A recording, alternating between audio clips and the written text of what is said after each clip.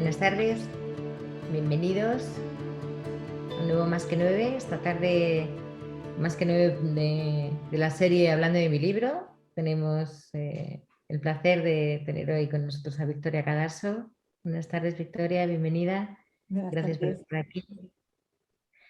Así que nada, uno más. Os dejo como siempre con Belén, que lo va a conducir, que va a acompañar a Victoria este ratito que vamos a tener todos juntos para hablar de sus dos libros, de su nuevo libro, pero que es la segunda parte del anterior, están muy relacionados. Todos deseando que Victoria un poco nos cuente, muy interesante el tema del niño interior y el eneagrama. Así que nada, a lo largo de la charla, como comentaba Pedro en el chat hace un momento, se podrán ir interviniendo, haciendo preguntas, vamos levantando la mano. Además, si no somos ordenaditos levantando la mano, Pedro nos va a regañar. Entonces es mejor levantar la mano. Y nada, que vamos a pasar un rato juntos y esperemos que sea muy interesante para todos. A todos los que no sois de la asociación y estáis hoy con nosotros, gracias por acompañarnos. A los de la asociación, como siempre, pues bienvenidos a vuestra casa y Belén, todo tuyo. Pues muy bien, muchas gracias, Marga. Pues nada, buenas tardes a todos. Hoy tenemos con nosotros a Victoria Cadarso. Os tengo que decir que estoy un poquito nerviosa porque Victoria para mí es una persona muy especial. Ha sido mi maestra, mi primera maestra en Eneagrama. Ha sido mi terapeuta. Es una persona que ha cuidado mucho mi niño interior. Y hoy precisamente que vamos a hablar de los dos libros de Victoria. El último que ha publicado es El niño interior encuentra el amor. En mi caso, Victoria me ha ayudado mucho en esas relaciones que hablaremos de cómo influye en tus relaciones del pasado, tu familia, las relaciones. Pues yo he trabajado mucho esto con mi Victoria, en estos baches que a veces la vida te pone, ¿no? Y ella me ha ayudado, siempre me ha tendido la mano y me ha ayudado a salir, con lo cual para mí es muy especial poder hoy dialogar con ella sobre esto y que estéis todos vosotros aquí. Así que nada, hola Victoria. Hola Belén, muchas gracias por la presentación. La verdad es que sí, es cierto que te conozco desde hace mucho tiempo ya, ¿eh? Sí. Y han pasado muchas cosas y sí, nos hemos acompañado mutuamente en el camino. O sea que sí, encantada de estar aquí con vosotros. Sí, la verdad es que ha sido un placer para mí. Así que espero que lo sea para vosotros y bueno, pues Victoria, pues, hoy vamos a hablar del niño interior con ella. Tiene dos libros, como hemos dicho, El niño interior y El niño interior encuentra el amor. ¿Los tienes por ahí, Victoria? Sí, os los enseño aquí. Ahí van. Lo que pasa es que son tan parecidos de portada que lo hicimos a propósito que ahora la gente se cree que ya lo tienen. O sea, se parecen mucho las portadas de los dos, pues entonces se creen que es el mismo. Así que sí, son los dos. Este es el primero, que se abraza a tu niño interior, y este es el segundo, el niño interior encuentra el amor. Así que sí.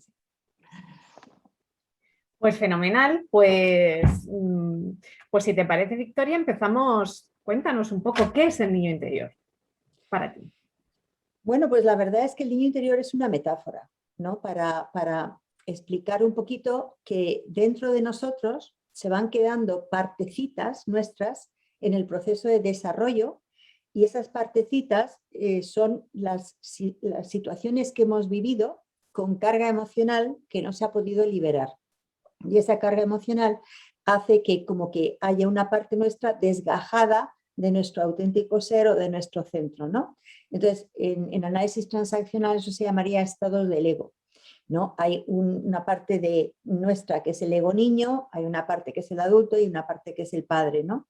Que vienen a simbolizar que hay distintas partes dentro de nosotros. Ahora está más de moda lo que se llama Internal Family Systems, sistemas familiares internos, y entonces se habla de distintas partes. Entonces, el niño interior es una parte nuestra, o varias partes nuestras. Decimos el niño, pero puede haber varios niños, ¿no? Que son momentos en nuestro proceso evolutivo en que hemos sentido que había un desencuentro entre lo que necesitábamos, deseábamos o preferíamos y lo que obtuvimos, fundamentalmente de nuestro entorno más cercano, nuestros padres, nuestros hermanos y demás. Entonces, cuando hay ese desencuentro, hay una carencia, hay un dolor, hay un malestar. Entonces, normalmente va acompañado de emociones, entre comillas, negativas, que las emociones no son negativas, son adaptativas, pero va acompañado de miedo, enfado, tristeza, que son emociones de supervivencia y que si no las procesamos, si no las liberamos, se quedan ahí bloqueadas. Entonces, ¿qué pasa? Que como emociones hay exactamente primarias, hay exactamente 4, cuando algo me enfada, me conecta con mis enfados bloqueados de antes. Cuando algo me entristece, me conecta con las tristezas que he vivido anteriormente, si no lo he liberado. Entonces, ¿qué pasa? Que cuando somos niños, lo que tenemos fundamentalmente es más miedo. Entonces, son los miedos que se han quedado ahí bloqueados porque nos sentíamos indefensos, no nos sentíamos... que no nos estaban proporcionando la seguridad que necesitábamos, y eso es lo que ha hecho que haya una parte nuestra que está sin resolver. Eso es a lo que llamamos el niño interior, pero también llamamos el niño interior a todo el potencial que tiene nuestro ser de desarrollarse a sí mismo, que ese sería el niño interior auténtico o nuestro auténtico ser. Y luego está la coraza que vamos construyendo, que es la personalidad, que vamos construyendo alrededor de ese dolor para que no salga a la superficie y podamos estar en el entorno que nos haya tocado, y esa es la máscara o la personalidad. Entonces, la metáfora de qué es el niño interior es partes nuestras que no han recibido el amor con mayúsculas que han necesitado, y eso les ha generado dolor, y ese dolor son emociones que se han quedado bloqueadas en un estado de crecimiento nuestro, y podemos tener distintos niños interiores que son partes nuestras que están pidiendo que atenderlo para resolverlo, para liberar ese dolor y así asumir esa energía, transformarla en amor, que es el opuesto, y eso va a hacer que nos sintamos bien. Entonces, no sé si me he explicado bien, pero si alguien quiere preguntar, perfectamente. Sí, podéis levantar la mano cuando queráis, y cuando Victoria acabe un poco la pregunta, pues entráis, ¿vale? En el primer libro, Victoria, hablas de las fases del desarrollo de cada niño. ¿Cómo relacionas las fases del desarrollo de cada niño con los eneatipos, en este caso? Pues mira, esto fue algo que estuve trabajando bastante tiempo, que es, o sea, todo empieza cuando nacemos, ¿no? Entonces, en el sentido de que nosotros pasamos de una sensación de unidad y de plenitud y de amor, aunque también hay teorías al respecto de que nosotros en el vientre materno ya estamos sintiendo las emociones negativas también, pero hay una sensación de no necesidad, de unidad, de que todas mis necesidades están cubiertas, a que nazco a un mundo donde estoy yo, está mi madre, y hay un espacio entre yo y mi madre. Y si ese espacio no es lo que, mi madre no está ahí para mí, para darme apoyo, para darme cariño, para cuidarme, pues entonces yo me puedo morir, ¿no? Entonces, ahí nada más nacer ya conectamos con el miedo, y ese miedo nos lleva a querernos apegar a nuestra madre, fundamentalmente, a nuestro padre también, pero interviene menos. Entonces, ¿qué pasa? Que ese miedo yo no lo puedo manejar, yo soy un bebé y necesito que alguien me regule, necesito que alguien externo me coja, me calme, me vaya regulando esas emociones que yo voy sintiendo de miedo a que no voy a ser atendido como necesito. Entonces, ¿qué es lo que pasa ahí? Que si yo no recibo eso, voy sintiendo más miedo, y ese miedo, como no lo puedo descargar, pues lo máximo que puedo hacer cuando soy un bebé es gritar, chillar y llorar, y eso es todo, ¿no? Entonces, eso, si yo sigo chillando y gritando y no me atienden, pues al final llega un momento que me callo y me lo trago. Entonces, empiezo a bloquear emociones y bloquear sentimientos. Entonces, lo primero que nos condiciona es el cómo nos apegamos a nuestra madre. Si hay un apego seguro o hay un apego inseguro. Y yo lo que he hecho ha sido que, aunque en psicología se habla de apego seguro y apegos inseguros, para mí son distintos grados de apegos inseguros, porque seguro sería que nos entendieran al 100%, y eso no es posible. Y realmente en la sociedad que vivimos actualmente, pues no tenemos tanto apego seguro, tenemos más apegos inseguros. Entonces, eso ya va condicionando nuestro niño interior. Es decir, que si yo nazco en una familia en que me siento plenamente acogido, querido, apreciado y cuidado como yo necesito, pues entonces tendría un apego seguro. Pero si mi madre trabaja o no está tan disponible como yo desearía, o tengo un hermano que le chincha el que yo haya nacido y me viene y me pellizca por las noches, que también pasa, pues entonces yo empiezo a notar que hay algo ahí que me hace sentirme inseguro, ¿no? Entonces, ya ahí se va formando nuestra personalidad de base. Entonces, como yo esté en el mundo va a depender de cómo yo me sienta en el mundo. Entonces, la primera parte de nuestra infancia no es tanto lo que yo pienso, es lo que yo estoy sintiendo. Y yo estoy sintiendo, me estoy sintiendo acogido, no acogido, querido, no querido, apreciado, no apreciado. Y voy dejando de ser mi auténtico ser, que es puro amor cuando nacemos, y me voy convirtiendo en lo que los demás quieren que yo sea para pertenecer a esa familia. Entonces voy dejando de un lado quien realmente soy. Y ahí puede ir surgiendo partes de mí que se van quedando bloqueadas. Y esas partes de mí son mi niño interior herido, que puede haber, ya he dicho, distintos niños interiores heridos, ¿no? Entonces, en el proceso de desarrollo, ¿qué pasa? Que va a influir mucho el apego, pero luego va a influir en cómo me explico yo lo que me está pasando. Y entonces es cuando yo ya tengo capacidad de razonar, ¿no? Pues entonces yo me explico que si no me quieren como yo necesito es porque yo a lo mejor soy malo, o porque yo soy menos, o porque yo soy culpable de algo. Y entonces esas explicaciones me van generando lo que llamamos mi guión de vida, ¿no? Cómo me cuento yo mi película. Y esa manera de contarme mi película está en base a las experiencias que he tenido y cómo las he recibido. Entonces ese guión de vida luego va a determinar cómo yo me muestro cuando ya soy más mayor. Y esa manera de mostrarme está fundamentada en todo lo que me ha pasado antes. Entonces, ¿qué vi yo? Que los distintos tipos de apegos se correlacionaban con los distintos tipos del eneagrama de la personalidad. Entonces, pero esto no llegué de forma gratuita, sino que Don Riso y Russ Hudson habían hablado de los afectos. Y entonces los afectos son tres, ¿no? El afecto que le llaman de apego, de frustración y de rechazo. Y entonces vi que encajaban mucho con los apegos. Y entonces ahí fue donde hice la correlación entre apegos y el eneagrama, ¿no? Y luego descubrí que había unos guiones de base que se llamaban el miedo el guión de no disfrute, no amor no disfrute, no amor y no comprensión o locura. Y entonces vi que también se correlacionaba con el eneagrama. Entonces fui descubriendo todas estas facetas que son de la psicología y que se pueden correlacionar con cómo se va organizando la personalidad, y de ahí surgió el hecho de escribir el libro de Abraza a tu niño interior, explicando todo esto, ¿no? Es tratando de darle una estructura para entender las piezas que van componiendo nuestra personalidad. Muy bien. ¿Y qué relación, en este caso ya se habla un poco de las fases del desarrollo, pero qué relación tiene el niño interior con el eneagrama, con cada eneatipo? Si nos puedes hacer un breve resumen, vamos.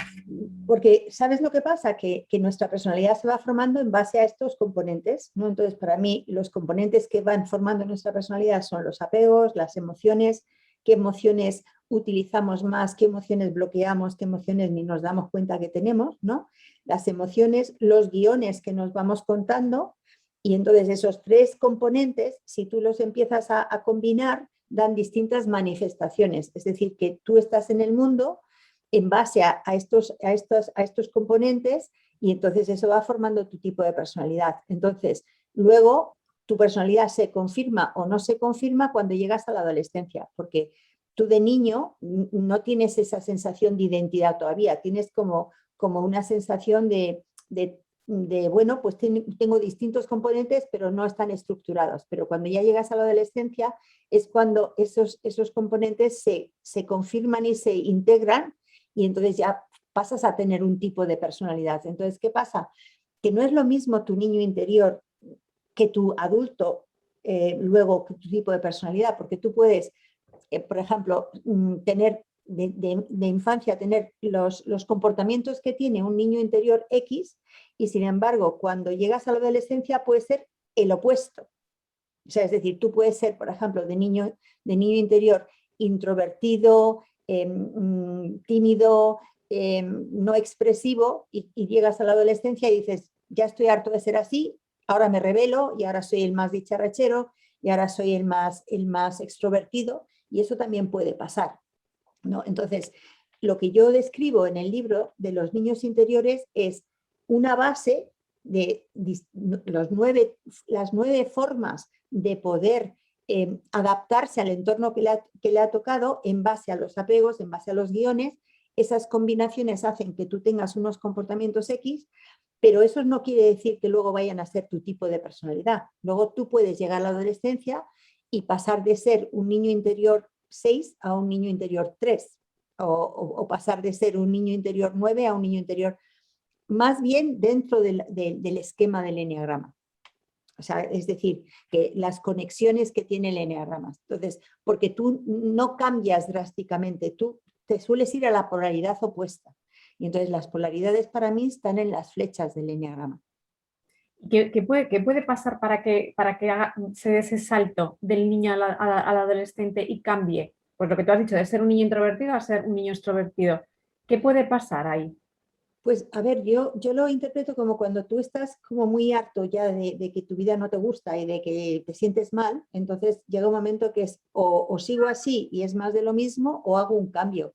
Entonces, estos cambios suelen suceder en la adolescencia porque es cuando o sea, es como si tú te hubieras adaptado, pero llegas a la adolescencia y es como que tú quieres tener tu propia identidad y normalmente lo que haces es que te rebelas contra algo y lo más normal es que te rebeles contra tus padres y también te puedes rebelar contra tus hermanos. Entonces te vas encontrando rebelándote contra algo, no te vas encontrando identificándote, te has ido identificando con lo que a los otros les gustaba que tú fueras. Pero llega un momento que tú dices, es que yo quiero ser yo, entonces me quiero quitar con lo que me he identificado, quiero ser yo y entonces te rebelas contra lo que tú crees que te ha hecho no poder ser tú. Y normalmente le toca a los padres.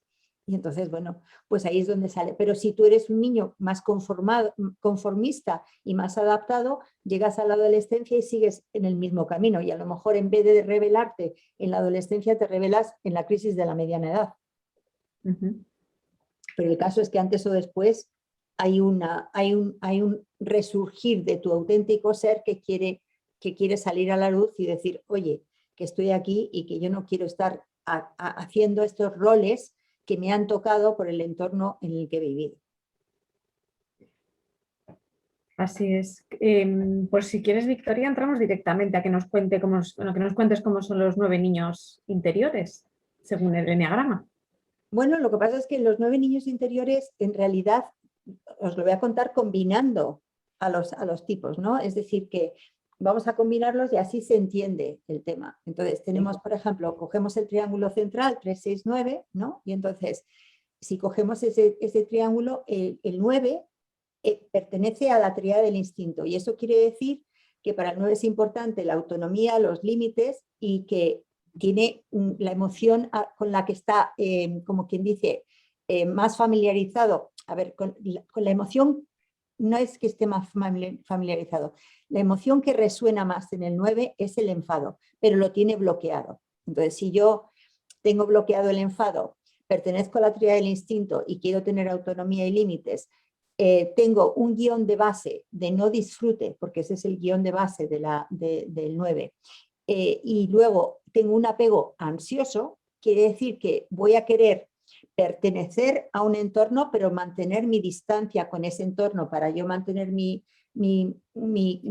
autonomía, pero no de forma directa, porque no le gusta el conflicto y no sabe manejar el enfado, con lo cual no sabe decir que no y no sabe poner límites, y entonces lo que va a hacer es que lo va a hacer de una forma indirecta, ¿no? Y es a través de comportamiento pasivo-agresivo. Entonces, pero curiosamente, el 9 de niño es un niño bastante extrovertido y bastante vivaz y bastante con ganas de disfrute, pero hay un momento en la vida del 9 que no es exactamente a qué edad pasa, ¿no? Pero que es como que todo ese disfrute se bloquea y entonces es cuando el 9 pasa a ser como como adaptado, ¿no? Pero de base el 9 tiene la energía de la tríada del instinto, del disfrute, de las ganas de vivir, de las ganas de disfrutar, pero en algún momento se ha bloqueado. Y yo creo que se ha bloqueado porque, como tiene apego ansioso, ha tenido miedo a perder la relación con los padres de alguna manera y entonces se ha terminado adaptando, bloqueando el enfado, con lo cual no se manifiesta a sí mismo, no es asertivo, no explica lo que quiere y parece que se adapta, aunque del todo el 9 nunca se termina de adaptar, ¿no? Y entonces ese sería el tema. Entonces tiene apego ansioso, emoción bloqueada, el enfado y el guión de vida de base de no disfrute, con lo cual eso hace que tenga ese movimiento, esa motivación de base en que pues no quiero que se note demasiado como que yo estoy aquí para que no haya conflicto, pero en el fondo también quiero que se me note. Entonces, bueno, pues ahí está el tema, ¿no? El otro que tiene apego ansioso es el 3, pero el 3 en vez de manejarlo como el 9, como pertenece a la tríada del corazón y el corazón tiene que ver con que yo derivo mi autoestima de cómo me ven los demás, porque trato de que mi imagen se acomode al entorno que me ha tocado para que así me acepten y yo me sienta reconocido, pues entonces, aunque yo tenga el mismo apego que el 9, que es el apego ansioso, lo que voy a hacer es que no lo voy a manifestar igual, porque lo que hay de fondo es una tristeza, en vez de la emoción enfado, con la que está más asociado, hay una tristeza de que yo no doy la talla, y entonces hay una búsqueda de dar la talla. Entonces, como tiene por un lado el apego ansioso, por otro lado la emoción de tristeza de base y por otro lado tiene el guión de desamor, ¿no? Que el guión de desamor tiene que ver con que no creo que me quieran como soy, creo que me van a querer si yo hago lo que los otros quieren, ¿no? Entonces, con esto, ¿qué voy a hacer? Pues como 3 voy a adaptarme y el 3 sí que se adapta a lo que quieren los demás y voy a fingir la imagen que mejor guste para que así pueda sentirme aceptado en el entorno que me ha tocado.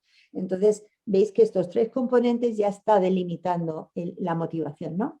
Y luego tenemos al 6, que también tiene el apego ansioso, y entonces el apego ansioso, pero lo que pasa es que de base tiene la emoción de miedo, tiene la búsqueda de seguridad, y además de tener la búsqueda de seguridad, tiene el guión de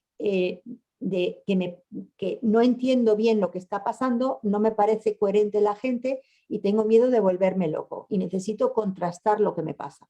Entonces, como necesito contrastar lo que me pasa, me dudo, me preocupo y entonces como también quiero pertenecer, también me acomodo y también me adapto, pero tengo una parte rebelde que no se quiere acomodar y no se quiere adaptar y entonces hay una dualidad ahí de, por un lado, lucho por lo que quiero, por otro lado me someto. Por un lado lucho por lo que quiero, por otro lado me someto. Y eso es lo que está de base en el tipo 6.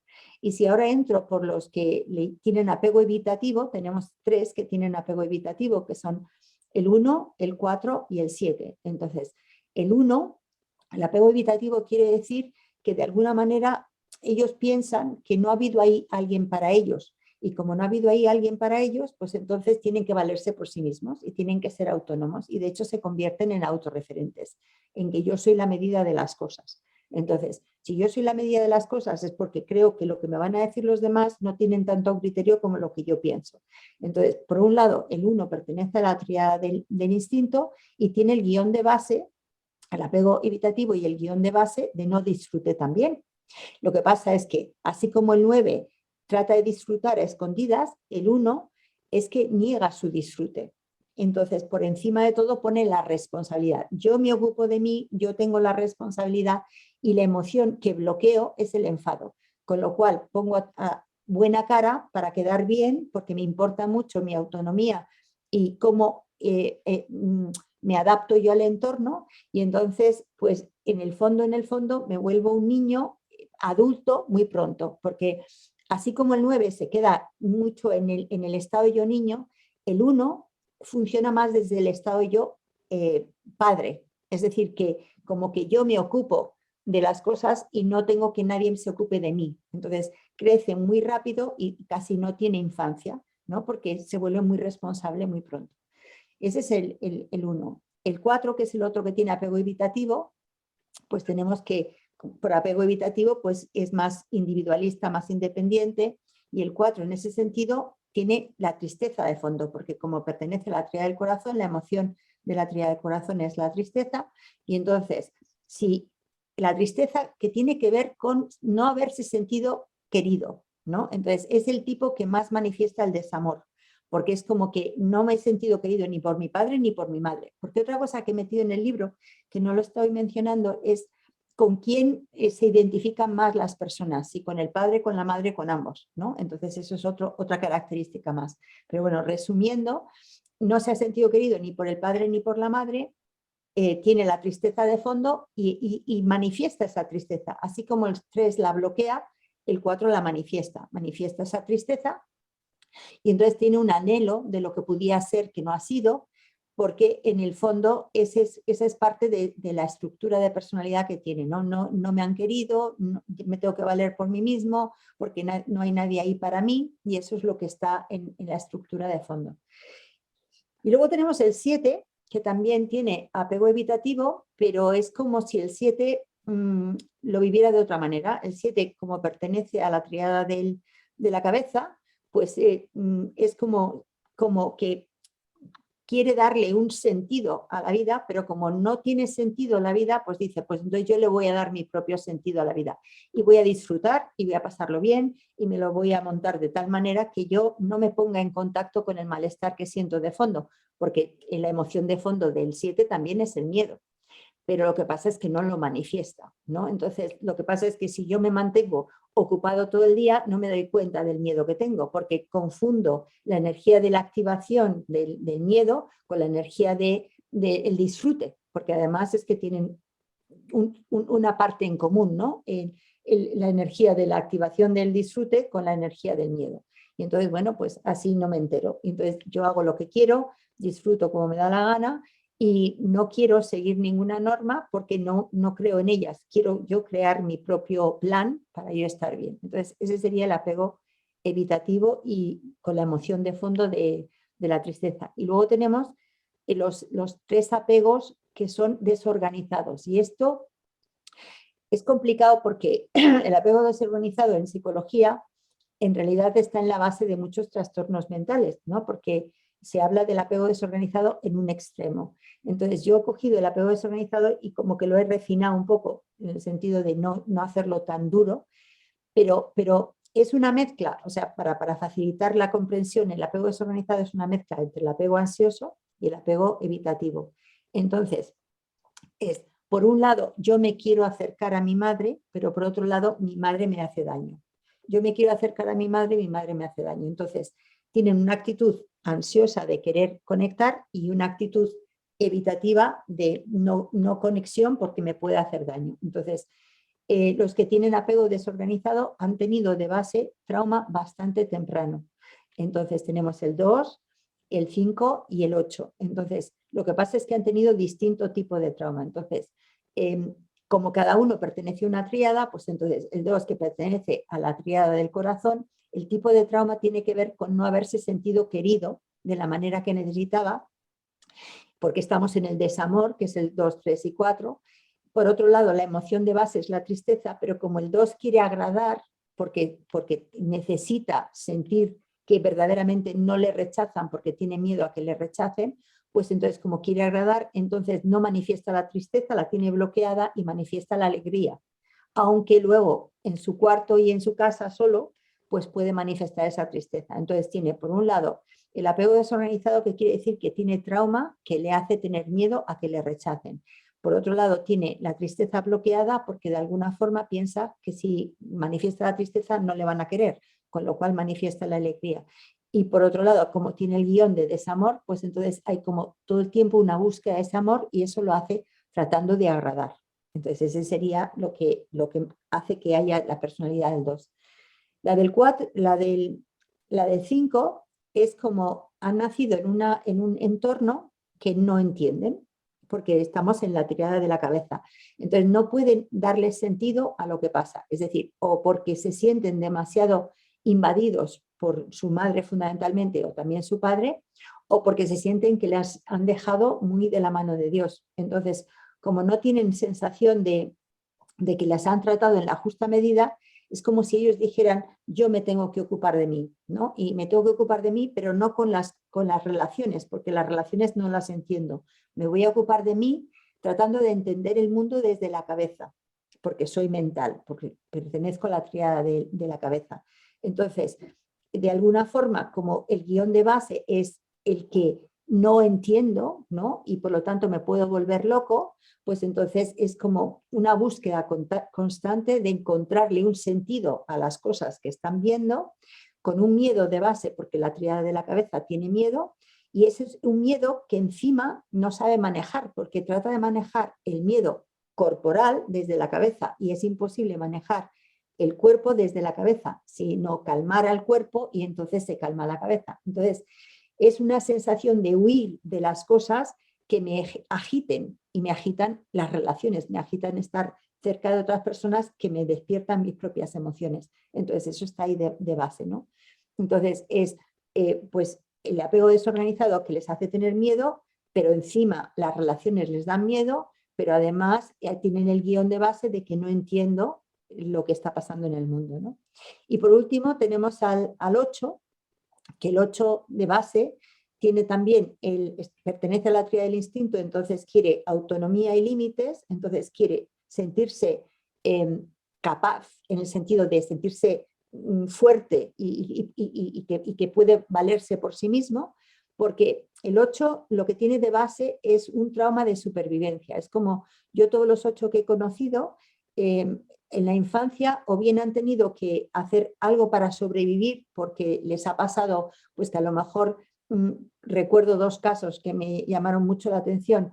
Uno de una de mis clientas que cuando nació la dejaron encima del peso y se olvidaron de ella, y cuando se fueron a recogerla estaba morada, y entonces el niño sobrevive, es como que tengo que sobrevivir por mí mismo, y se les queda como esa impronta. Entonces es como siempre han tenido que hacer algo de supervivencia, que se han tenido que valer por sí mismos. Entonces, por un lado, tienen el apego desorganizado, que cuando han querido vincularse han sentido dolor, con lo cual huyen, pero quieren acercarse porque todos queremos vincularnos. Pero por otro lado tienen el miedo a volver a sentir ese dolor de base y una necesidad de disfrute, porque estamos en la tríada del instinto, que tiene más que ver con el cuerpo. Entonces, esa combinación hace que, por un lado, tengan ese afán de conectar, porque todos tenemos afán de conectar, y ese miedo al rechazo, con lo cual siempre están ahí como en una situación que no terminan de ser iguales a los demás, sino que tratan de tener el control de la situación. Y eso es lo que está de base, pero eso no quiere decir que luego eso no se convierta, que se convierta en la personalidad definitiva, pero eso son adaptaciones que tienen de base al entorno que les ha tocado, aunque eso puede quedar ahí de fondo, y luego tú en la manifestación comportamental puede ser diferente cuando ya eres más mayor. ¿Me he explicado? Te he explicado perfectamente. Lo he resumido mucho, porque Sí. o sea, para que quede más tiempo de preguntas, pero lo he resumido mucho porque si no hay muchos más matices, ¿no? Sí. Sí, no sé si alguien quiere, después de poco que ha hecho Victoria, estas de 3 en 3, ha resumido los apegos, si alguien quiere contar algo, aportar, pues lo de la manita que hemos contado al principio, ¿no? Bueno, de todas maneras, nosotros seguimos, Victoria. Victoria, en el último libro, en el del el niño interior encuentra el amor, es un poco lo que hablamos siempre, ¿no?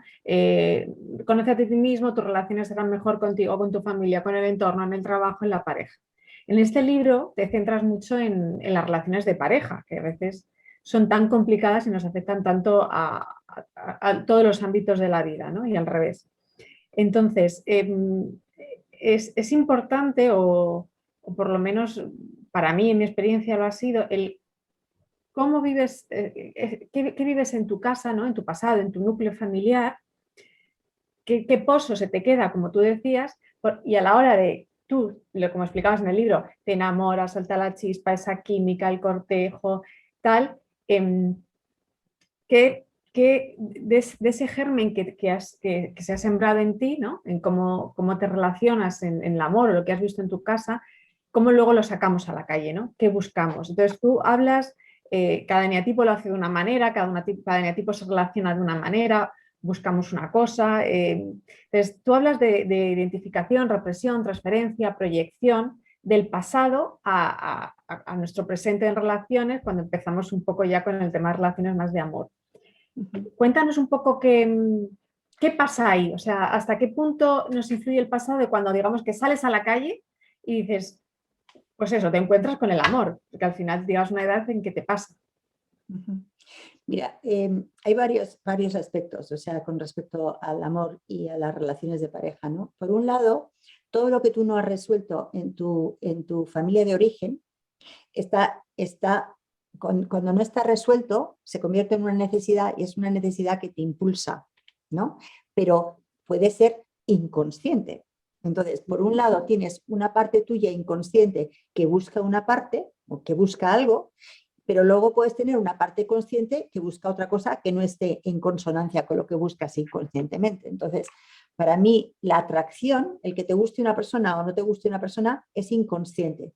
Y tiene que ver con que se complete lo que se ha quedado inconcluso de tu familia de origen. Por eso, si yo he tenido un apego ansioso, la forma en que yo me voy a relacionar va a ser con ansiedad de que el otro me deje, de que el otro no esté ahí para mí, ¿no? Si yo he tenido un apego evitativo, yo voy a relacionarme con mantener la distancia y mantener el control de la relación. Y si yo he tenido un apego desorganizado, me voy a relacionar como ahora me acerco y ahora me alejo, y ahora me acerco y ahora me alejo, ¿no? Entonces, ¿qué pasa? Que eso nos condiciona de base, por eso he unido los dos libros, ¿no? Entonces, ¿cómo lo hacemos? Sin darnos cuenta, transferimos lo que se ha quedado inconsciente de nuestra familia de origen a las relaciones de pareja. Y claro, esto es tremendo, porque tú estás esperando que tu pareja, que según distintos autores puede ser que sea un compuesto de, por ejemplo, has necesitado pues más comunicación con tu padre y más afecto de tu madre. Entonces tú buscas una pareja que tenga las dos cosas, que hay un autor que a mí me gusta mucho que le llama el imago, ¿no? La imagen compuesta de tu padre y tu madre. Y tú buscas en la pareja de forma inconsciente a alguien que tú crees que va a manifestar eso que a ti te ha faltado. Pero lo curioso es que como esto es inconsciente, la persona con la que tú te relacionas inconscientemente tiene la misma necesidad que tú, pero la manifestación externa es la polaridad opuesta. Entonces, tú te crees que estás con la persona que te complementa, pero estás con una persona que tiene tu misma problemática de fondo. Y entonces, cuando llegas a la relación de pareja y se ha pasado la fase de enamoramiento, que dura máximo 32 meses, entonces sale toda la parte inconsciente y hay una lucha de a ver a quién o qué necesidades de quién van a ser suplidas antes. Entonces, claro, hay muchos factores que intervienen, la parte consciente, la parte subconsciente y la parte inconsciente, ¿no? La parte consciente. Entonces, en las relaciones de pareja, ¿qué pasa?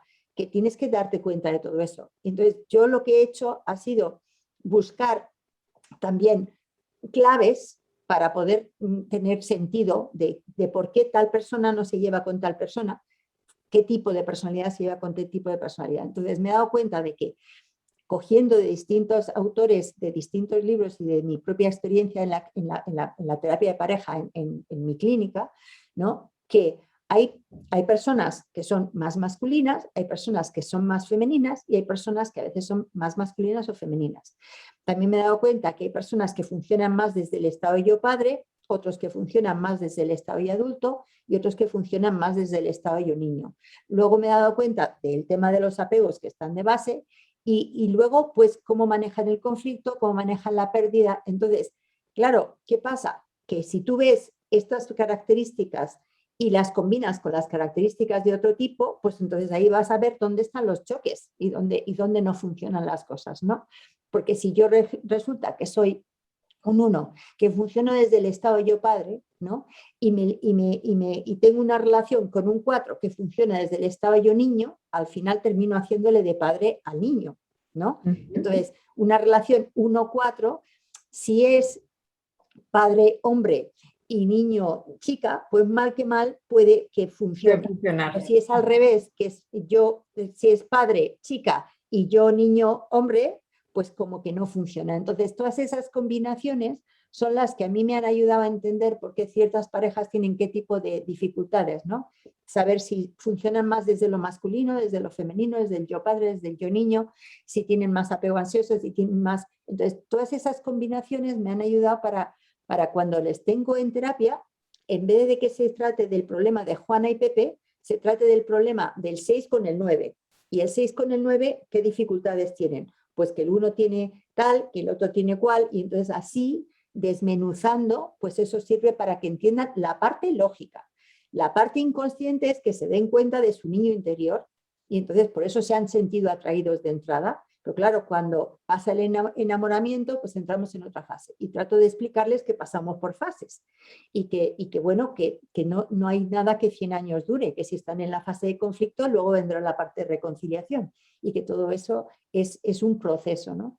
Pero que tiene muchas variables. Entonces hay que entender las distintas variables para poderle dar sentido. Porque yo, por ejemplo, cuando leía las combinaciones que hacía Don Riso y Russ Hudson del 1 con el 2, el 1 con el 3, el 1 con el 4, y decía, bueno, muy bien, pero ¿quién se aprende esto de memoria? O sea, esto es que no me cuadra. Pero cuando yo empecé a ver cuáles eran las variables, dije, ahora entiendo. O sea, es que esto es esto, ¿no? Y entonces, que no lo explicitaban, sino que lo busqué yo. Y luego resulta que salió un libro, poco antes que saliera el mío, o a la par, salió un libro de ya cuando había muerto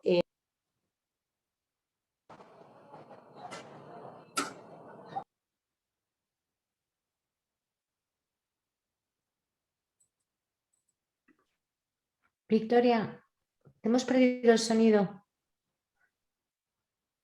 pues yo no le he tocado. Ahora Victoria, ahora. Esas cosas me pasan de vez en cuando en las mejores familias. Entonces, Tranquila. lo que estaba diciendo es que luego encontré un libro que trataba temas parecidos, que no me acuerdo ahora cómo se llama, es algo de las relaciones.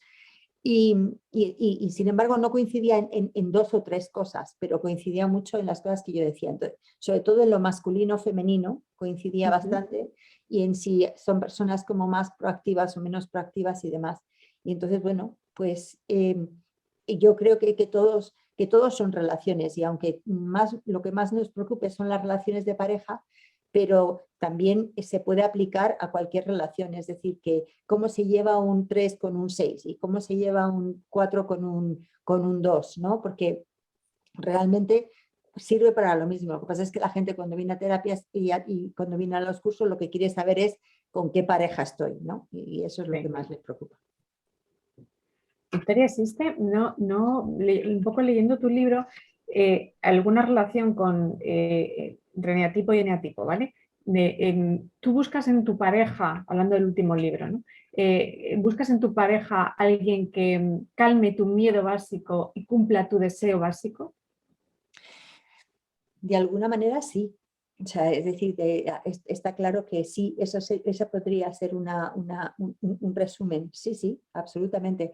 Pero yo creo que eso, por un lado, el miedo básico también está en la base de tu apego, ¿sabes? O sea, que pues, eso por un lado. Es que yo lo distinguiría en tres partes, ¿no? A nivel consciente, tú buscas una cosa, a nivel inconsciente, tú buscas otra, y a nivel subconsciente, que de vez en cuando estás consciente y de vez en cuando no estás consciente, buscas otra. Entonces, realmente alinearlo, porque a ver, tú solamente fíjate que cuando tú estás en una relación con una persona, siempre tienes dudas. Estoy con la persona correcta, no estoy con la persona correcta, esto me va, esto no me va, y estamos continuamente en esto, ¿no? Entonces, conscientemente tú haces una lista a favor y en contra, y dices, nada, en contra.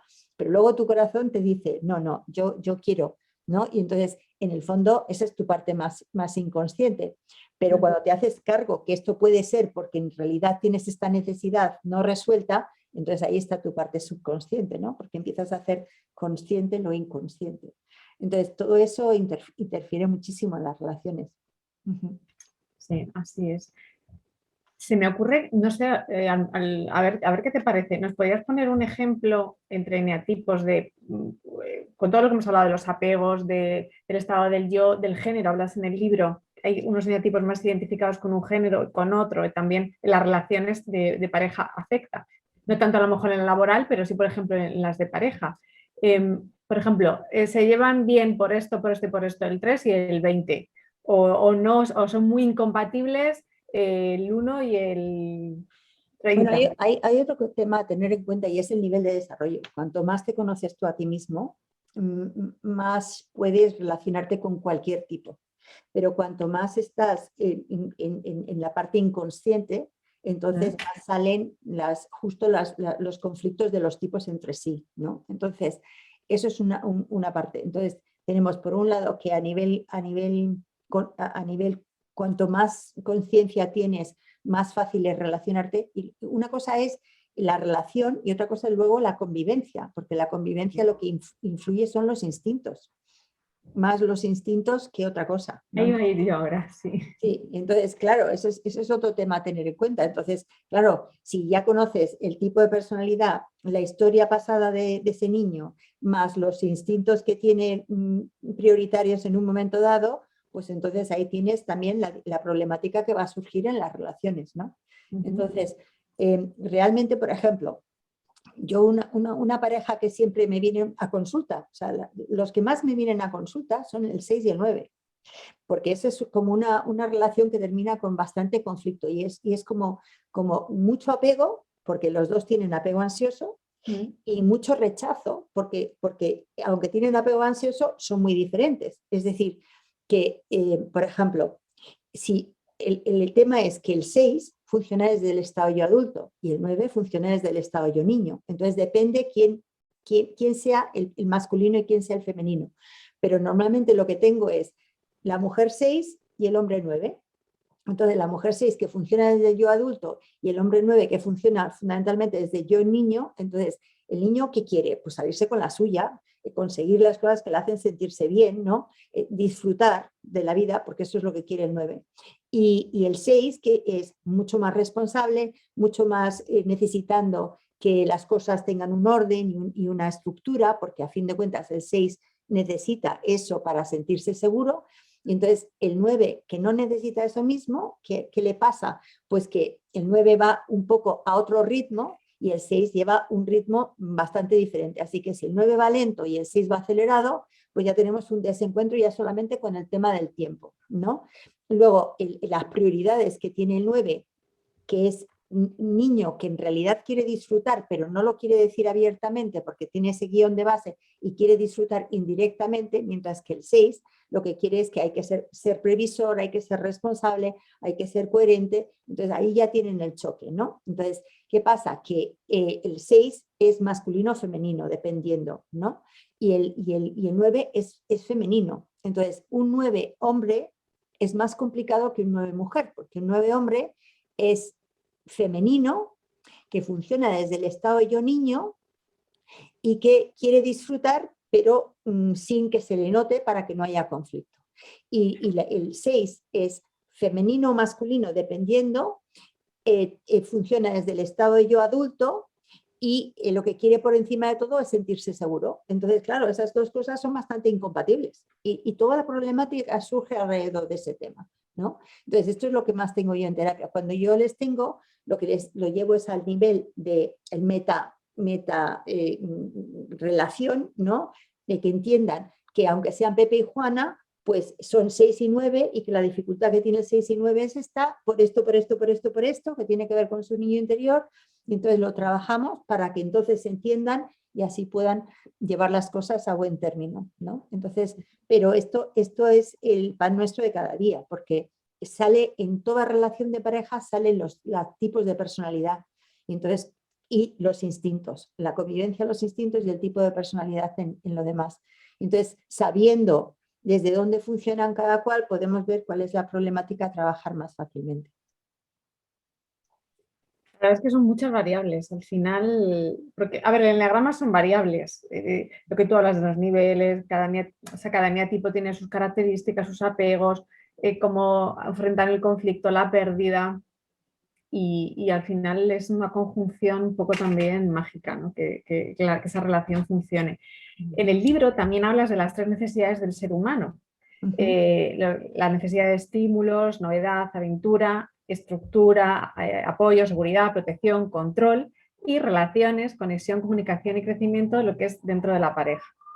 Cuando yo leí esas 3 necesidades, pues enseguida me pareció el tema de estos son los tres instintos de Enneagrama, ¿no? Ya lo has avanzado un poco, ¿no? Cómo afecta a la pareja, pero ¿hay alguna, tú lo relacionas de alguna manera, sobre todo el instinto dominante, ¿no? Cómo están estructurados los instintos de cada unidad de pareja para que sean un poco más o menos compatibles o tengan mejor una relación más sana? En la escuela de Riso y Hudson no hablamos de subtipos, hablamos de variantes instintivas, lo cual quiere decir que tú tienes un instinto prioritario, un instinto medio o bisagra y un instinto ciego. Entonces, lo que es difícil en las relaciones de pareja es que uno tenga dominante un tipo, un instinto, y que sea justo el ciego del otro, ¿no? Eso es lo que realmente causa una dificultad. Por ejemplo, si yo soy autoconservación dominante y me junto con alguien que tiene autoconservación ciego, ahí lo vamos a tener difícil, ¿no? Porque yo voy a buscar una serie de cosas que la otra persona no busca o no valora. Y entonces, bueno, pues eso va a hacer la convivencia difícil. Pero si tiene autoconservación, si yo soy autoconservación dominante y el otro tiene autoconservación medio, pues es más llevadero. Lo que va a hacer que, claro, lo que pasa es que el ser humano se mueve siempre entre 2 polaridades, ¿no? La necesidad de seguridad y la necesidad de disfrute, aventura, cambio. Entonces, ¿qué es lo que te va a tirar más en un momento determinado? Y también tiene mucho que ver con la etapa de la vida que estamos viviendo. O sea, cuando estamos en la adolescencia y estamos en pleno necesidad de gustar, pues está ahí más dominante el instinto sexual. Y cuando estamos ya con achaques de hacernos mayor, estamos más en la autoconservación. Entonces, el propio Ras, que inicialmente pensaba que no se cambiaba el apilamiento, que le llaman en qué orden tienes tú los instintos, ahora considera que depende de las circunstancias de la vida y el momento evolutivo en el que estamos, que eso puede variar, ¿no? Pero sí, esto es lo que más influye en la convivencia. Entonces, pero si también, este es el tema, que si tú también sabes que esto es por esto y por esto y lo puedes comunicar y hablar y razonar, pues eso también hace que podamos trabajar en ello y que no sea un impedimento, sino que sea un motivo de crecimiento para los dos, ¿no? Sí, es un poco lo que siempre hablamos en estos encuentros, de cuanto más te conozcas a través del enneagrama, a través de la herramienta que sea, en este caso nosotros pues, hablamos de enneagrama, pues no sé, siempre al final tus relaciones van a mejorar en todos los sentidos, como dices en tu libro, contigo mismo, y a partir de ahí, cuando la semilla está sana, todo lo que crece alrededor o todo es algo sano. Entonces sí, es la importancia de conocerse. Absolutamente. Victoria, en tu libro también hablas de los triángulos. Sí. ¿Has hecho alguna relación en cómo triangula cada eneatipo?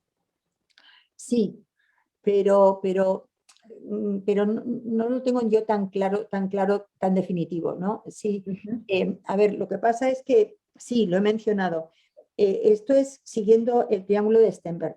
Stenberg decía que para que una relación sea plena, tiene que tener 3 componentes y que esos 3 componentes estén equilibrados. Por un lado que haya pasión, por otro lado que haya compromiso y por otro lado que haya amistad. Amistad, que haya buena comunicación, que seas como un amigo del otro, que puedas realmente intimar, que haya intimidad, ¿no?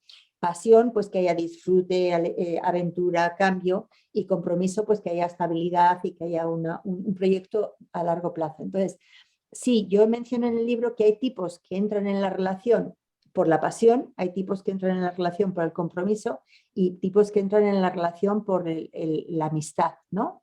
Pero también tiene mucho que ver con el instinto dominante, ¿no? Porque, por ejemplo, los que más entran por la pasión son los que tienen instinto dominante sexual, obviamente, ¿no? Sí. Y los que más entran por el compromiso son los que tienen el instinto dominante social. Y los que más entran por la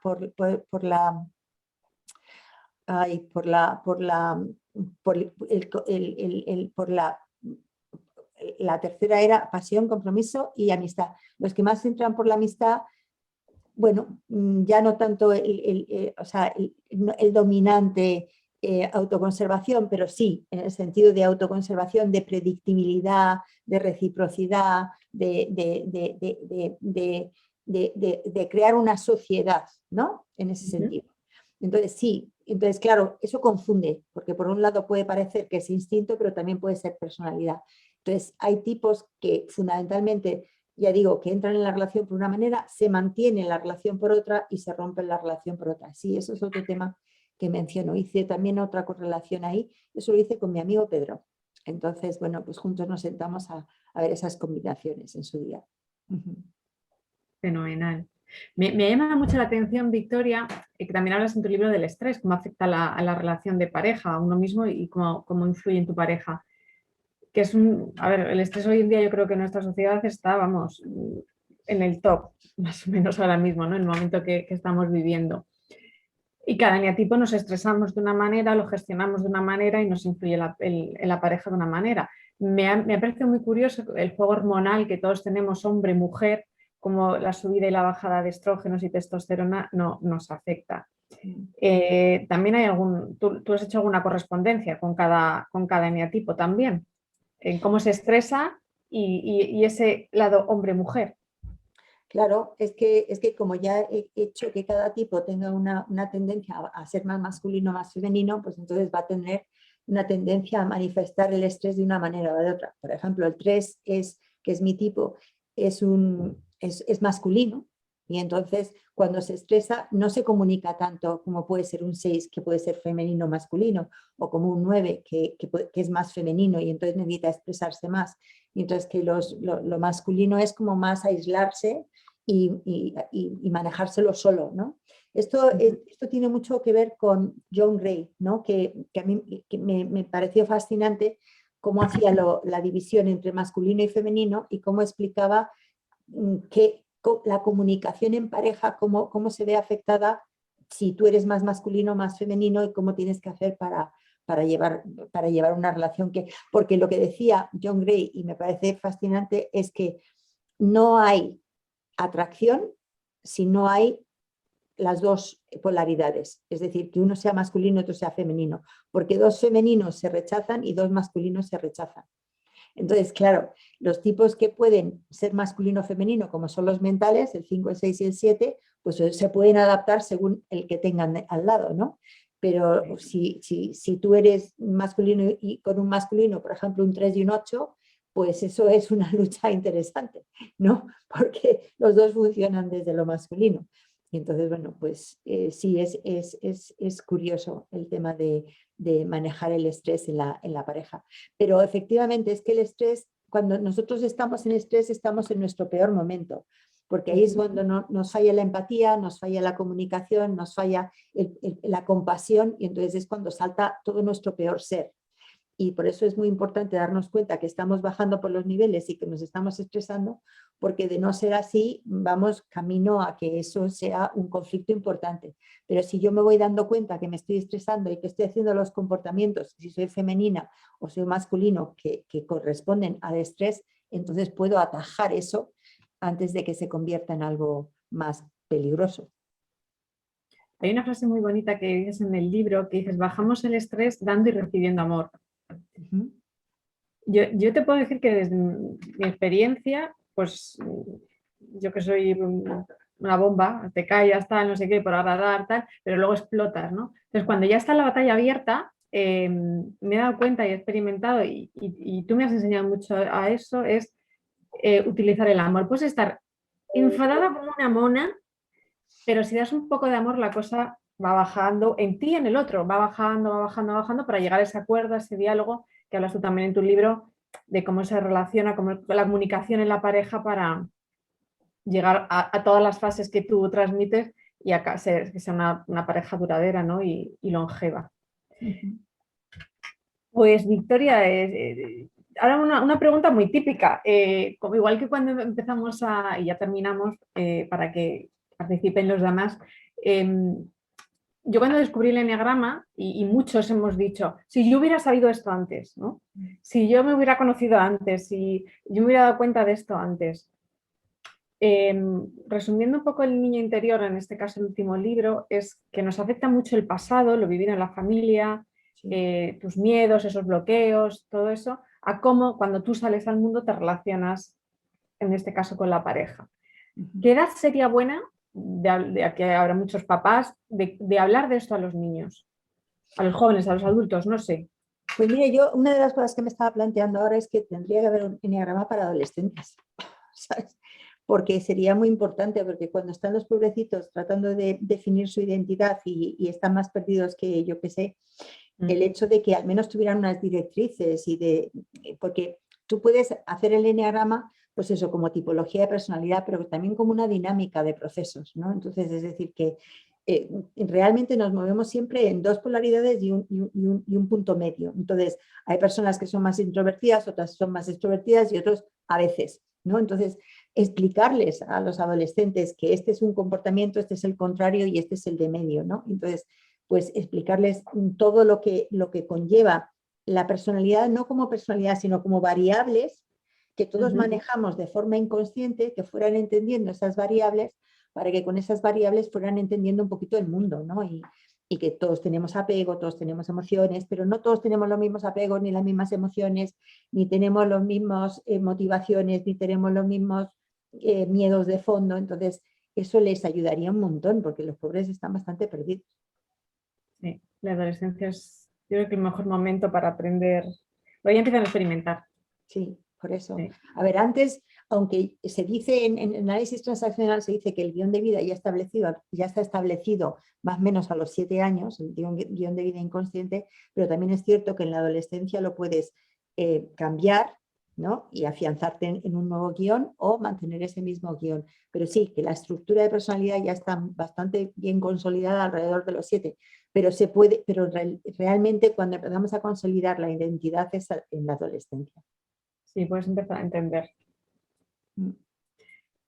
Pues fenomenal, muchas gracias. Nada, a vosotros por invitarme y espero que o sea, aunque lo he resumido mucho, ¿no? A ver Sí.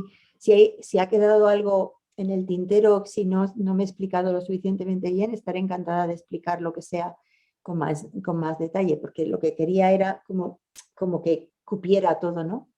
Entonces, y aún así ha habido cosas que se quedan ahí, pero bueno, tenemos un tiempo limitado.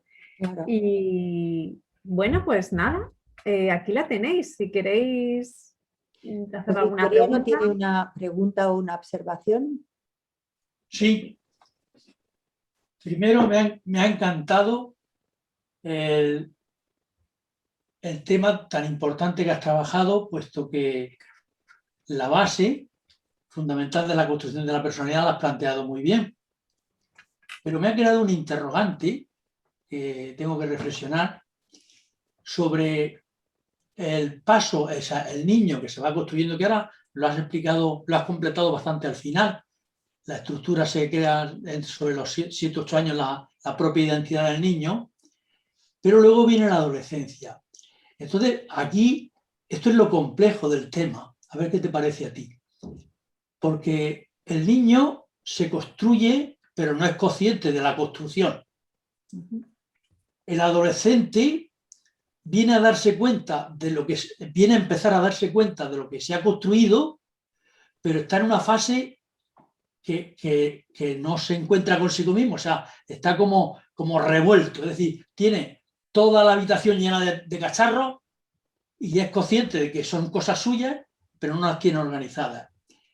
Y entonces, yo creo que la construcción de la personalidad es un constructo que se va construyendo o reconstruyendo, dado que todos sabemos que las 9 personalidades las llevamos dentro. Lo que pasa es que cogemos un carril por el cual transportar nuestra energía. Entonces, la pregunta mía es la siguiente. ¿Qué pasa en medio o qué debería darse o qué se está dando, qué debería darse para que ese encuentro primario del niño en la adolescencia logre no cambiar de personalidad? Porque a lo mejor, como tú has dicho, se construye con una personalidad falsa, o sea, lo que le han ido dando, sino qué tendría que ocurrir y darse para que ese adolescente pudiera encontrar en esa etapa la autonomía suficiente para reconstruir su propia personalidad. porque como se la reconstruya, va a volver a los 30 años a que se la reconstruya alguien otra vez, ¿no? ¿Qué te parece a ti? Por lo menos, para mí es un tema que estoy reflexionándolo, a ver si tienes algo que has descubierto. A ver, no, yo lo que yo me he dado cuenta en terapia y en todo lo que he estudiado y demás, es que lo que realmente necesitaría un adolescente es un mentor.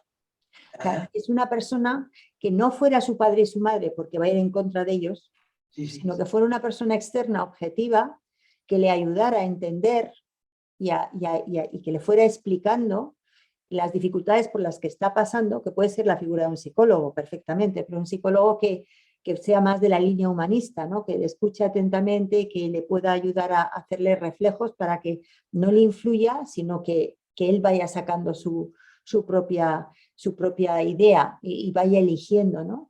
Pero realmente lo que le falta a los adolescentes es una tercera figura, que no sean su padre y su madre, que le explique por lo que está pasando para que sepan que esto es un proceso que no se les va a quedar para siempre, que todos estos conflictos y estos problemas internos pues tienen una explicación y que no son para siempre, y porque la sensación que tenemos todos cuando estamos estresados y cuando las hormonas están ahí bulliendo es que esto me va a durar siempre y yo no voy a salir de aquí, que es un poco traumático en el sentido de que no tengo como un camino por el cual salir, entonces necesitan tener un camino. Entonces, por eso digo que el adolescente, el tener una idea de las posibilidades, explicándoles el eneagrama de una manera sencilla, sería, vamos, absolutamente increíble. Pero lo que pasa es que esto es un tema que me gustaría profundizar, pero a veces no me llega el tiempo para todo lo que quiero, ¿no? De cómo plantearlo como un mentoraje para que estos adolescentes no estuvieran tan perdidos. Pero fundamentalmente tener un mentor sí, objetivo, con aceptación incondicional, con no juicio, explicándoles, dándoles psicoeducación de los procesos por los que están pasando, por qué están pasando por lo que están pasando y qué pueden hacer para ir solucionando eso. Eso es lo que se me ocurre. Yo añadiría a eso la que has sugerido del eneagrama para adolescentes. Es que hace una semana una madre me dijo, tengo un hijo de 15 años, vas a dar algo tienes algo para adolescentes. Y claro, yo a mis 81 años que tengo, pues todavía estoy pensando preparar algún curso para adolescentes. No sé, me ha removido, ¿eh? Sí, yo también, pero lo que pasa es que no tengo el tiempo que me gustaría. Que se anime de los que van viniendo jóvenes a meterse en ese territorio que me parece interesantísimo. Sí. Misterioso pero interesante. Yo estimulo. Vale, gracias, de verdad. A ti, Victoriana, a ti.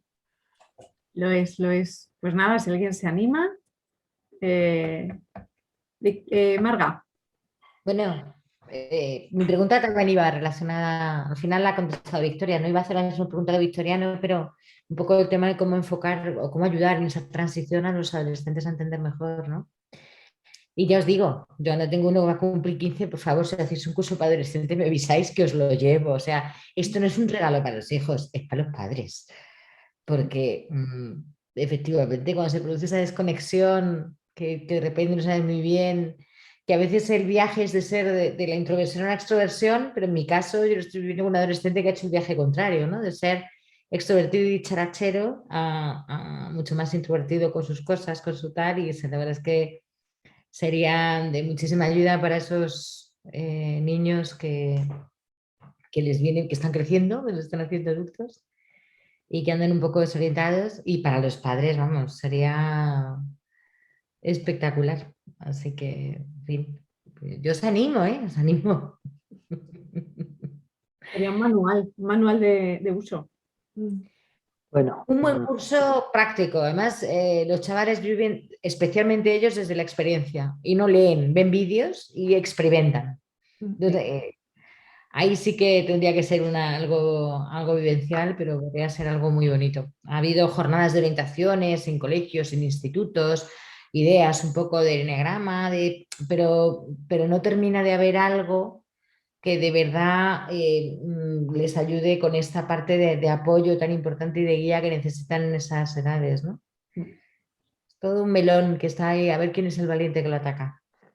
Bueno, parece ser que en el Congreso americano ya hubo una chica rusa que me parece que hizo algo sobre los adolescentes. Entonces ya, o sea, sabéis que el campo mórfico, cuando a uno se le ocurre una idea, surgen por otras partes la misma idea. Entonces a lo Ujú. mejor es el momento ahora de generar un enneagrama para adolescentes.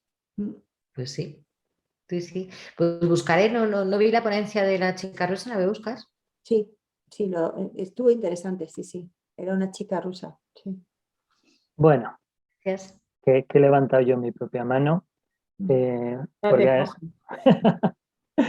porque además, bueno, esto casi todo el mundo lo sabe ya, porque yo soy el editor de Victoria en Palmira, en la Esfera de los Libros, y aunque ni Abraza tu niño interior ni El niño interior encuentra el amor son 2 libros de enneagrama, cada uno de ellos tiene un capítulo que es un mini manual de enneagrama para las relaciones y que yo recomiendo a todos los amantes del enneagrama. Y hay una cosa de la que no habéis hablado, pero que cuando uno la ve en los libros, ¿no? Estas cosas que nos hacen a veces sentir desnudos, ¿no? Entonces me gustaría que Victoria comentara esa otra variable de la que no habéis hablado, que son los dadores y los tomadores. Porque yo, Ah, porque yo como 7 soy tomador. Y a mí esto, no ser dador y ser tomador me hizo sentir ahí un poco. sí, es que eso es espinoso, por eso. A ver, pero yo lo saqué, me parece que tú también estabas conmigo cuando llegamos a esta conclusión de los dadores y demás. A ver, los que son dadores normalmente son los que funcionan desde el estado yo padre, porque el padre es una persona que quiere dar, ¿no? Que quiere proteger, que quiere dar. Entonces, cuando digo padre es padre-madre. O sea, esto es, en el análisis transaccional se habla de que hay 3 estados del ego, el estado yo padre, el estado yo niño y el estado yo adulto, pero padre es padre-madre. Entonces, los que funcionan desde el estado yo padre son el 8, el 2 y el 1. Son los 3 que funcionan desde el estado yo padre, que son los más dadores, en el sentido pues eso, el 8 es protegiendo y también dando, el 2 es ayudando y nutriendo, ¿no? Y el 1, pues aportando a los demás y a la sociedad, ¿no? Entonces son los 3 dadores. Los 3 tomadores son los niños es dame, dame, dame, dame, dame. Entonces, ¿quiénes son los niños? Pues el 1, el 7, el 7, el 4 y el 9. Entonces son los tomadores. Y los que faltan, los 3 que faltan, que son el 3, el 6 y el 5, estos son los igualadores. Yo doy, pero espero recibir en la misma medida que doy. Es como que hay una varita de que esto tiene que estar compensado, ¿no? Entonces esos son los igualadores, que son los que funcionan desde el estado yo adulto. Entonces, bueno, pues esa sería la correlación que también está ahí. Que esto levanta ampollas cuando lo dices en una clase, porque los que se ven de tomadores pues no lo viven muy bien, y los que se ven de igualadores pues también pueden tener cierta vergüenza al respecto, pero sí, esta es otra variable más. Yo siempre cuando hablo del 7, siempre digo que los 7 nos sentimos con derecho a, que es un poco más políticamente correcto, aunque es lo mismo. Sí, sí, sí, así es. Bueno, ¿hay Bueno, preguntas? ¿No hay más observaciones? ¿Alguien quiere contarnos su experiencia? Hablar si es tomador, dador, igualador, sus apegos. ¿Algún ejemplo de relación que ha tenido también? ¿Es aceptada? sí, sí, es el momento de quizá preguntar sobre vuestra pareja, cómo los eneatipos, el vuestro y el suyo, pues facilitan o no facilitan la relación. Ya sabéis que siempre podéis decir, bueno, es que yo tengo un amigo que es y que está casado con una, ¿no? Y así un poco más discreto. Estáis todos muy callados. Sí, está la tarde callada. Bueno, es que este tema tiene mucha miga, ¿no? Nos toca a todos en el fondo porque al final nuestro niño interior sale a colación en todas las relaciones y ¿Puedo hablar? Sí, Claro, claro, Buenas noches. María José. Sí, aquí un 8 sexual, ¿vale? Con una pareja 5 sexual. bueno, Antes de conocer el eneagrama, yo la verdad que quería reventarle la cabeza al 5 sexual porque no entendía esa manera de meterse hacia adentro cuando yo estoy hacia afuera. Bendito eneagrama que vino a mi vida durante el confinamiento porque yo me estaba volviendo loca, ¿eh? Pero loca, loca, ¿eh? De decirle yo, pero si la pareja estamos para ayudarnos, ¿qué te pasa? Y entonces decía, no, es que la pareja no puede saber todo del otro. Digo, pero ¿por qué? Yo pensaba, ¿le habrán hecho daño? ¿Y qué va? Es que no, no es suyo, avaricia. Digo, qué fuerte. Entonces, para mí el eneagrama, después de haberme parido mi madre, es el mayor regalo que yo he recibido en mi vida, ¿eh? Para poder comprenderme a mí y comprender al prójimo, porque es una maravilla, es que esto te da una paz interior, una autocompasión y compasión que para mí es un regalazo, la verdad. Y te estoy muy, muy agradecida, Victoria, porque la información que has dado, uff, qué grande para mí. Claro, yo estaba en el gimnasio escuchándote y yo quería tomar nota, pero digo, ya está, me compro los libros. Me ha encantado, de verdad, gracias, un placer. gracias María José. Sí. Pues sí, pero bueno, tenéis algo en común, que tenéis el instinto dominante, ¿no? Si los dos sois sexuales, pues al menos... Perdón, quiero decir una cosa. En un principio yo no lo entendía, pero tras conocer el eneagrama digo, chapo, porque es más, yo tengo masculinidad marcada y él feminidad. Entonces, qué bueno porque, vamos, yo no es que tome las riendas, que haga lo que yo quiera, pero no se me pone como un uno, que es mi padre, y es... Entonces eso a mí me descoloca. Yo prefiero una persona tranquilita, o sea, yo ya no estoy de manera insana de tú haces lo que yo tengo que hacer, de controlar, no, pero me gusta mucho que el otro esté tranquilito, porque si no a mí me pone que esto es una lucha de titanes. Entonces digo, ¡ay, qué bien! Digo, yo que me creía que al principio el 5 no, digo, va a ser que mejor me viene de todo el eneagrama. Entonces, pues mira, fíjate la relación nuestra. Bueno, es que hay otra cosa también que tampoco hemos mencionado, que es la atracción de las flechas. El 8 y el 5 tienen una flecha, entonces es como que lo que queda inconcluso, o sea, tú atraes a la persona que te va a resolver lo que te ha quedado a ti inconcluso. Y normalmente Correcto. hay muchas parejas que son la flecha. Exacto, sí, sí, sí. Es Lo he visto con tu charla, ¿eh? Lo he visto, pero vamos, pleno. Gracias. Nada, un placer. Bueno, ¿alguna pregunta, anécdota que queráis contarnos? Yo quería preguntar si en tu libro aparece a la relación que hay entre los números armónicos. Sí, pero no hablando de los números armónicos en sí. Ya, no. Dentro de la pareja también el hecho de... yo utilizo los armónicos, aunque los armónicos no es algo que he descubierto yo. Ya. Yo utilizo los armónicos como manejan la pérdida.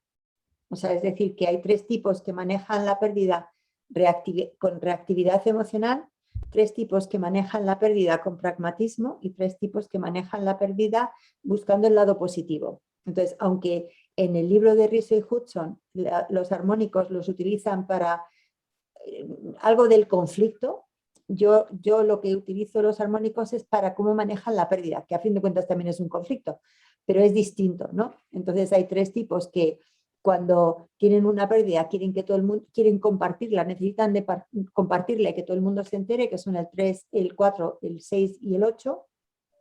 Tres tipos que cuando tienen una pérdida quieren ver el lado positivo para no quedarse ahí atascados en la pérdida, que serían el 7, el 2 y el 9. Y los tres tipos que cuando tienen una pérdida pues son bastante pragmáticos al respecto, y es que la pérdida me va a alterar las emociones, dejo las emociones de lado y soy práctico y resuelvo lo que tenga que resolver y bueno, ya veremos si trato o no trato las emociones, que son el 3, el 5, el 3, el 5 y el 1. Bueno, ahí iba yo. Es que mi mujer y yo somos un 1, Toñi que está aquí conmigo, y un 5 y un 3. Y en ese proceso ha habido, al principio era una situación conflictiva, o sea, no había armonía, puesto que uno es primario, el otro es más secundario, y en el proceso de avance, ten en cuenta nosotros que hemos conocido el eneagrama a los 60 años, y dijo mi mujer, ojalá lo hubiéramos conocido a cuando nos casamos, porque hubiera sido, claro, era un trabajo de armonía.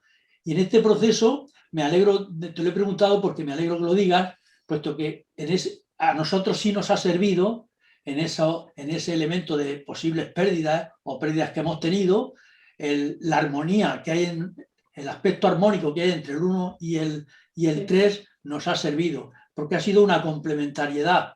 Su pasividad hacía que las cosas fueran más perfectas, aunque más lentas, y mi actividad hacía que las cosas funcionaran. Y entonces estamos... Con lo cual yo había decidido separarme, claro, porque ya estaba harta de tanta actividad y tanto... ¡Uf! Una cosa. claro, O sea, se lo debo al eneagrama. el no haberlo, vamos, no haberme ido por ahí a buscar otra cosa, porque esto no me servía. Bueno, ahí está.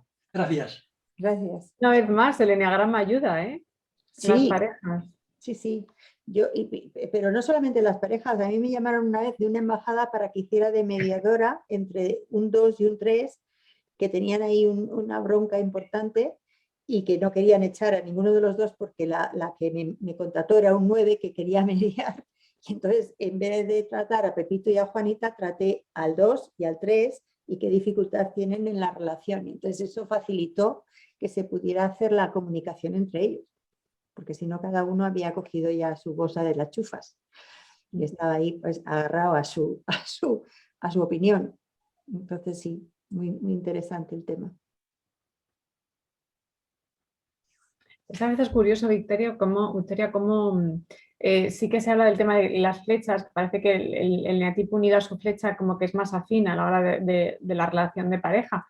Pero yo, por ejemplo, que esto lo di contigo la primera vez, sí que bajo mi experiencia, yo tenía antes una pareja que estaba unida a mí a la flecha y ahora no, y claro, o sea, a veces sí que existe en el eneagrama el que aunque no son unidos por las flechas, la pareja funcione, como el caso que dice Victoriano ahora.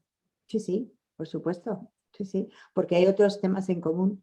Pero es que todas las relaciones se guían por dos principios, la búsqueda de seguridad, similitud, seguridad, y la búsqueda de aventura, de cambio y demás, ¿no? Entonces, claro, son opuestos, y entonces eso está ahí todo el tiempo. Sí, así es. Hay que saberlo manejar. Son muchas variables, como has dicho antes. Muchas variables, sí. Y más que habrá, pero sí. Pero sabiendo de estas pocas, yo creo que ya te da una claridad importante. Sí, es una herramienta bastante potente. Y vamos, el ejemplo de Victoriano y su mujer. Lo han descubierto a los 60 y les ha servido para continuar. Pero Ayuda eso, a personalizar mucho, ¿no? En el conflicto, despersonalizas. Cuando entiendes que es por cómo funciona una persona y despersonalizar en la pareja, en un conflicto de pareja es muy importante. Perdona, Pedro. no, que iba a decir que también depende porque Victoriano y su mujer han vivido en una época en que la gente no se separaba. Entonces, en la época que vivimos ahora, que la gente se separa en cuanto tiene el más mínimo roce, no se preocupa ya de aguantar ni de buscar soluciones, ¿no? Así es. Bueno, Tiene que llegar, sí. Pues no sé qué decir, pero hasta aquí vamos, ¿no? Sí, si alguien quiere añadir, dar las gracias a María José por contarnos su experiencia de no matar a su 5 en el confinamiento. Nos alegramos muchísimo. Y no sé, ¿alguien más? Si os apetece. Os he dejado en el chat las coordenadas de Victoria, ¿vale? Su su web, ahí la encontráis. No os he contado el currículum al principio porque podríamos estar otra hora más. Entonces, os he dejado en el chat, su web es www.victoriacadarso.com. Ahí está el contacto, todo y toda su historia, ¿no? Parecía que había una ¿Te pregunta. parece una manita? Sí, había una manita, sí. Laura. ¿Pero Laura. ¿es un clap clap o es una pregunta? Vale, es un clap clap. Gracias. Y gracias. Viendo la Virginia. carita de querer preguntar algo rato y por fin se ha animado, Laura. Dale. Quería preguntar acerca de, bueno, primero darles las gracias tanto a Pedro, y ahí no me acuerdo tu nombre, perdóname. Bueno, Marga. Marga, gracias Ahora, por organizar todo esto y a Victoria por tomarse el tiempo y a Belén por conducirlo. Y mi pregunta sería por cuando hay una pareja que son del mismo eneatipo, ¿qué sucedería ahí? Bueno, o sea, eso depende de qué pareja, de qué eneatipo. O sea, porque Cuatro, dos, eneatipo 4. 4, pues complicado. O sea, 2 4 que son 2 niños, imagínate 2 niños jugando y 2 niños peleándose, ¿no? O sea, que aunque estén en el mismo estado de yo niño, luego, claro, una pareja tiene que ser que uno tome el rol femenino y otro masculino, pero es que los dos son femeninos, con lo cual uno tiene que hacer un rol que no es necesariamente el suyo. O sea que y bueno, luego sabemos todos que la personalidad del 4 es muy individualista. Entonces tiene las cosas en común que se van a entender, pero las cosas que les van a hacer que choquen es que los dos se quieren ser únicos y originales y diferentes. Con lo cual ahí va a haber un conflicto. Y como además los dos tienen apego evitativo, pues por un lado se querrán apegar, pero también querrán tener el control de la relación. Con lo cual, pues es una pareja complicada, no es una pareja así bastante sencilla, ¿no?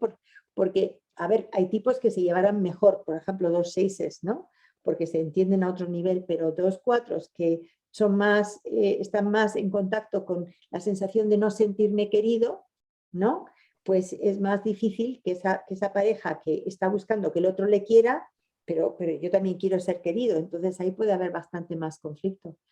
No es una pareja fácil, pero a ver, conociendo todo esto, es una pareja que puede, que si tienen un nivel de desarrollo lo suficientemente alto como para conocerse bien, pues puede ser que puedan llegar a buscar el punto de unión, ¿no? Pero no es una pareja fácil, los 2 4 precisamente. ¿Es la tuya? Sí. ¿Y tú qué ves en esa relación? ¿Cómo lo ves tú? Bueno, creo que también gracias al eneagrama nos estamos viendo bastante. Hay una parte como de necesitar espacio también cada uno en casa, además vivimos juntos. Entonces, en ese sentido sí creo que hay aire, ¿no? Que de repente no hay demasiado drama en el sentido de, no sé, de estas dependencias extrañas que yo a veces he vivido en otras relaciones, ¿no? Creo que estamos en un lugar de madurez, entre comillas, gracias también al eneagrama. Luego me llamó mucho la atención lo que decías también de las variantes instintivas cuando estamos conviviendo, porque totalmente es así. Por lo menos yo lo verifico así, ¿no? Él es sexual y yo soy conservación, entonces por ahí con el punto ciego trabajando también, que es o sea, él tiene el dominante donde yo tengo el punto ciego, digamos, y nos encontramos en el conservación porque él lo tiene de segundo. Pero bueno, ahí vamos, ahí vamos. Gracias, Victoria. Pues todo un reto, pero también eso le da chispa a la vida, ¿no? Cuando tienes que solucionar un tema, pero cuando las cosas son muy sencillas, pues entonces desde la seguridad también puede darse el aburrimiento. Pero cuando hay un reto que subsanar, pues puede ser muy interesante, sí. Gracias. Nada, a ti.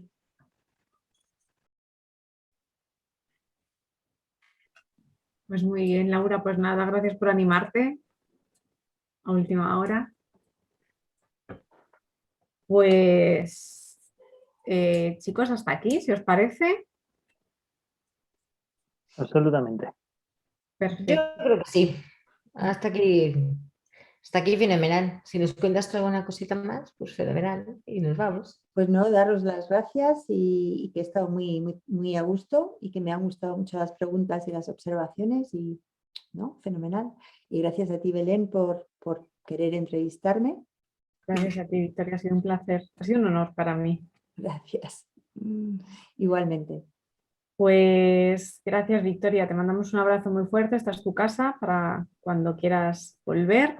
Y a los demás, nada, deciros que el próximo Ágora va a ser en dos semanas. Va a haber un Ágora, que además está aquí nuestro ponente, Victoriano. Victoriano, ¿nos quieres contar de qué nos vas a hablar en el Ágora? Sí, me ha gustado porque precisamente yo voy a profundizar en ese trabajo, en toda la estructura de la personalidad y los estados del yo que ha planteado Victoria.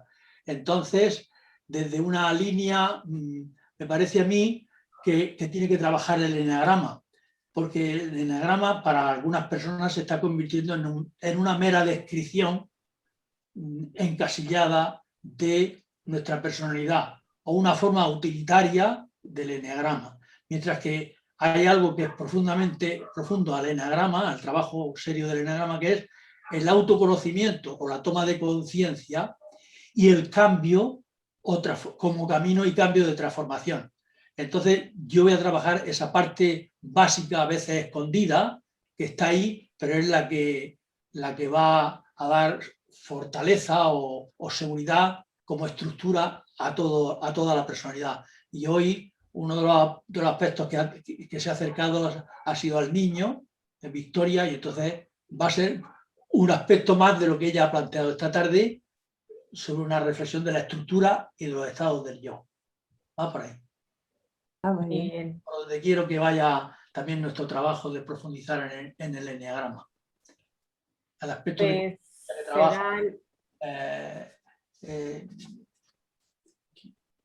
Ahí se me olvida.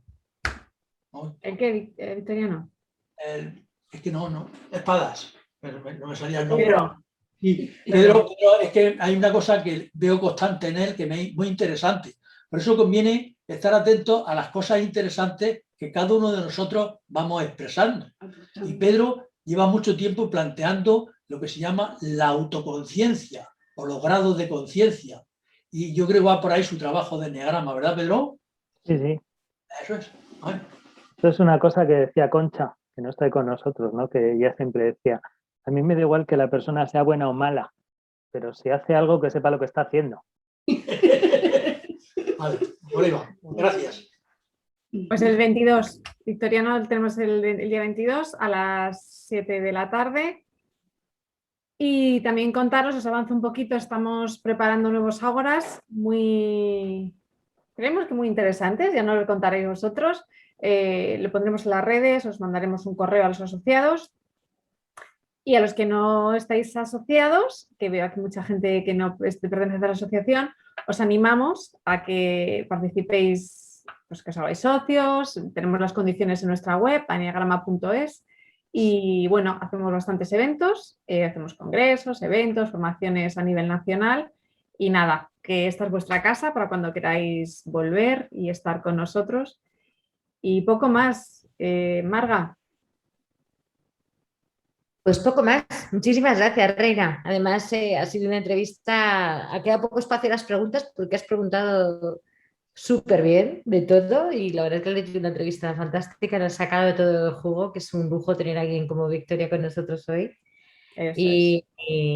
Y bueno, pues había que aprovechar y la verdad es que fenomenal. Ha salido una entrevista fantástica. Muchísimas gracias a las dos. Gracias a todos por acompañarnos hoy. Y nos vemos en un par de semanas. Muy bien, muchas gracias a todos. Cuidaos mucho. Besos.